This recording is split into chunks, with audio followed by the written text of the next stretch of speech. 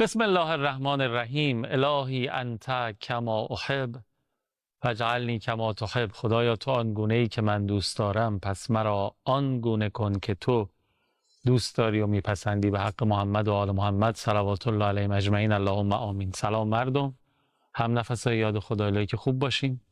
خیلی ممنونم که انتخاب شما شبکه قرآن و معارف سیماست و برنامه یاد خدا.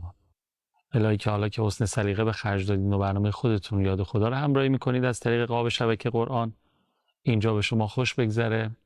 جایی که نورانیت و معنویت رو احساس میکنیم هممون، نه به خاطر حضور بنده سراپا تقصیری مثل من، به خاطر حضور دو امامزاده واجب التعظیم که اینجا هستن، یعنی امامزاده ابراهیم و امامزاده محمد علیهم السلام، در این بارگاه به شدت نورانی و حال خوب کن. حرم مطهر امامزاده ابراهیم و امامزاده محمد علیهم السلام در خیابان امامزاده ابراهیم در شهر مقدس قم. انشالله ما نایب وزیر هستیم و انجام وظیفه میکنیم، اما انشالله که شما مشرف بشید.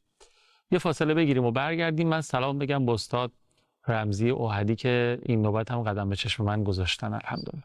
بفرمایید. اللهم صل علی محمد و آل محمد و عجل فرجهم. سلام علیکم و رحمت الله. استاد خیلی خوشم. سلام علیکم و رحمت الله. ارادت خودم رو به محضر جناب عالی، دوستان همکارتون و بینندگان محترم تقدیم میکنم. سلامت بشین.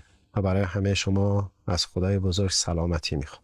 زنده باشید. ما هم برای شما. چه خبر؟ سلامتی وجود. همه چی خوبه؟ الحمدلله. الحمدلله رب العالمین. خب ما این اگه اشتباه نکنم 4مین جلسه که ذیل عنوان کلی موضوع جهاد از دریچه قرآن و سیره امیرالمومنین خدمت شما هستیم و منتظریم تا استفاده کنیم. خیلی متشکرم. یکی از نکاتی که بایستی بهش پرداخته بشه بحث جهاد در قرآن و بعد میایم سراغ سیره عملی امام علی علیه السلام. این جلسه یه اهمیت ویژه‌ای داره در ارتباط با اینکه جهاد در سیره امام علی علیه السلام یه دریچه خاص و جدیدی رو میخوایم ازش بیان بکنیم و این جهادی که داریم عرض میکنیم امنیت ساز برای داخل بلاد اسلامی. جناب آقای قوامی، ما در قرآن کریم انواع جهادها رو داریم. جهاد با منافقین داریم، جهاد با کفار داریم، جهاد با مشرکین داریم، جهاد با اهل کتاب داریم. برای هر کدوم اینام آیه داریم. برای میخوام به شما بگم که ما جهاد با اهل کتاب هم داریم اگر طغیان کنن، و اگر نه، اگر طغیان نکنن نه، ما با کسی دعوایی نداریم. علی حالا انواع جنگ اینه. یه دونه از اون جنگ ها و جهاد ها جهاد با اهل بقیه. بله. بقیه یعنی چی؟ بقیه یعنی این که تو جامعه مسلمین یه تعداد مسلمان بر علیه یه تعداد مسلمان دیگه چیکار میکنن؟ قیام میکنن و جنگ و درگیری سیاسی و نظامی را میندازن، یعنی جنگ داخلی. آیش هم آیه 9 سوره حجراته. درست.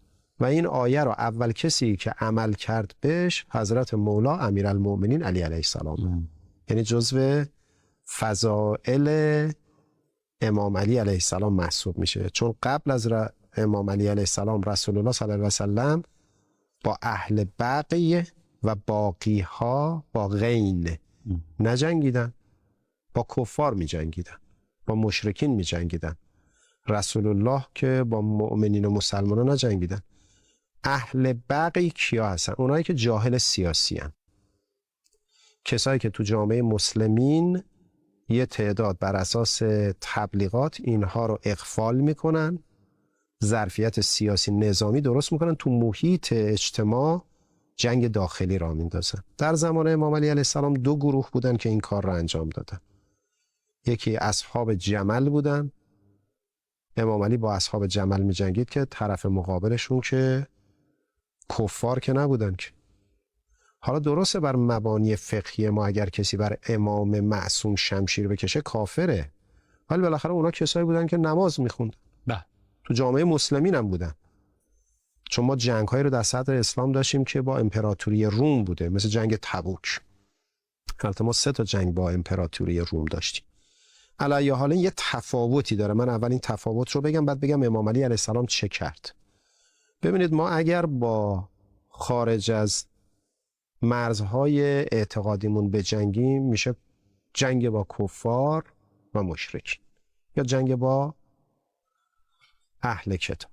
اگر ما این حریم رو، یعنی جنگ با کفار و مشرکین و اهل کتاب و اهل بقیه رو، مرزهاش رو نشناسیم، ابعادش رو ندونیم، منظومه فکری ما تو بحث جهاد کامل نیست. ما باید بدونیم که تو بخش مبارزه با کفار چه نقشی رو باید ایجاد بکنیم برای خودمون، چه ظرفیت سازی‌های سیاسی و نظامی و اقتصادی باید فراهم بکنیم. منتها بقی چیه؟ بقی همین یقتلون النبیین به غیر الحق که در قرآن کریم اومده. انبیاء الهی رو میکشتن. کیا میکشتن؟ همین اطرافیانشون، منافقینی که اطرافشون بودن میکشتنشون و در قرآن هم مکرر تکرار شده. سوره منافقین جزء سوره‌ایه که از اون سوره‌ایه که در نزدیکی رحلت رسول الله صلی الله علیه و سلم به پیغمبر نازل شده. 17 و 18 سوره‌های آخریه اینجوری که یادم. یعنی داره به یه خطری گوشزد میکنه که آقا یه عده هستن با این خطر متوجه باشید، اهل ایمان. پس ببینید ما این بقیه که داریم میگیم جهاد با اهل بقیه، یعنی با همین داخلیا. بیرونیا که اونو بود، داخلیا چه ضرری میزنن؟ داخلیا مثل یک فرض بفرمایید درختی که از داخل داره موریانه میخورتش و پوکش میکنه. بعد از مدتی این درخت میشکنه و فرو میریزه. لذا امام علی علیه السلام با نهروانیا جنگید. نهروانیا کیا بودن؟ پینه بسته بود پیشونیشون، کافر نبود. آیه سوره مبارکه 9 سوره مبارکه حجرات میگه اگر دو طایفه از مؤمنین با هم دیگه درگیر شدن، اینا رو به برادری و دوستی نزدیک کنید. اگر نپذیرفتن، اونی که نمیپذیره چیکار کنید؟ تعذیبش کنید. و یکی از اون کسایی که بعد از رسول الله صلی الله علیه و سلم به این آیه عمل کرد و اولین بارم عمل کرد، وجود نازنین امیرالمومنین علی علیه السلام بود که این کار رو انجام داد. لذا شما نگاه میکنید که جریان نهروان وقتی که شکل گرفت، امام علی علیه السلام خیلی مترصد بود این بود که اینها رو راهنمایی بکنه. قبل از اینکه جنگ نهروان شکل بگیره، اصلا تو تمام جنگاشون امام علی علیه السلام، حتی سید الشهدا صلوات الله علیه، حتی مولا امام حسن مجتبی تو جنگاشون قبلش خطبه میخوندن و این خطبه هم غالبا روشنگرایانه بوده و یه عده‌ای می اومدن این طرف. تو جریان نهروان هم امام علی علیه السلام خطبه خوند برای خوارج، به یه تعدادشون اومدن این طرف. میخوام اینو به شما بگم که تو جریان جنگ به اصطلاح نهروان، امام علی علیه السلام بعد از اینکه خطبه خوند و اینها یه تعداد زیادیشون اومدن این طرف و توبه کردن، حضرت پرچم ابو ایوب انصاری رو زد و هر کسی بره زیر پرچم او در امانه. یه تعداد از این خوارجی‌ها توبه کردن و اومد. تو جریان جنگ به اصطلاح همین نهروان، بعدش امام علی علیه السلام با اینا جنگید و اینا رو کشت. این آیه 9 سوره حجرات داره به ما میگه که آقا تکلیف شما تو جامعه مسلمین با کسایی که دست به اسلحه میبرن مشخص کنید. مصداق امروزیش گروهک منافقینه که اول انقلاب امام سعی کرد اینا رو نصیحت کنه، به راه بیاره، دیگه نشد، اینا هم دست به اسلحه بردن. و حالا البته اینا منافق بودن، ما نماز خونم اینا رو نمیدونیم، ولی بالاخره یه ظاهر اسلامی دارن. فرق میکنه با مشرک و کافری که ما میدونیم مثلا اصلا دین نداره. پس اهل بقیه یا باقی به کسی میگن که تو فضای سیاسی کشور میاد فضا رو جوری ملتهب میکنه و از جامعه تلفات میگیره، اختلاف ایجاد میکنه و درگیری درست میکنه. و تبعات این نوع اتفاق چه بسا خیلی بیشتر و عمیق‌تر گاهی وقتها از کاری دشمن بیرون. بله. الان مثلا شما نگاه کنید داعش آبرویی که از اسلام برد، آمریکایی‌ها صهیونیست‌ها چند سال باید تلاش میکردن تو کار رسانه‌ای تا آبروی اسلامو ببرن. معابد رو منفجر میکرد، درسته، مساجد رو ویران میکرد، قبر انبیا و امامزاده ها رو با خاک یکسان میکرد، زن مسلمان رو اسیر میکرد، سر بچه مسلمان رو میبرید. البته داعش که اصلا ساخته شده بود برای همین. بله، یعنی اصلا ولی یه ظاهر اسلامی داشت. آره، به ظاهر اسلامی به ظاهر اسلامی، مثل همون خوارج بود دیگه. مثل خوارج بود. میدونی این من برش عرض کردم، میخوام بگم که حالا داعش رو دشمن بیرونی درست کرد، این اصلا وجود خارجی از قبل که نداشت، این گروه رو اینا شکل دادن. ما تو داخل خودمون همون بین مسلمانامون الان کشورهای و حکومت‌های به ظاهر مسلمانی داریم که از صدر اسلام مسلمانن، خیر سرشون، بله. ولی اینا از داخل دارن دشمنی میکنن و ضربه میزنن. می‌دونی چی میگم؟ اینو دارم میگم. و اتفاقا اگه دشمنی اینا نبود و پیکره جامعه اسلامی متحد بودن، همون چیزی که فرموده قرآن که واعتصموا بحبل الله و حبل الهی، همه با هم چنگ میزنن، اصلا این همه عرض اندام، جای عرض اندام برای کفار و دشمنان اسلام، دشمن بیرونی نمیموند. بله دقیقاً فرمودید. ببینید نیرو و توان جامعه اسلامی رو به تحلیل میبره. آره. یعنی ضعیف میکنه. خب ما اینجا نگه داریم، ببخشید بقیه رو فرمودین و اینا اگر کامل شده. بله.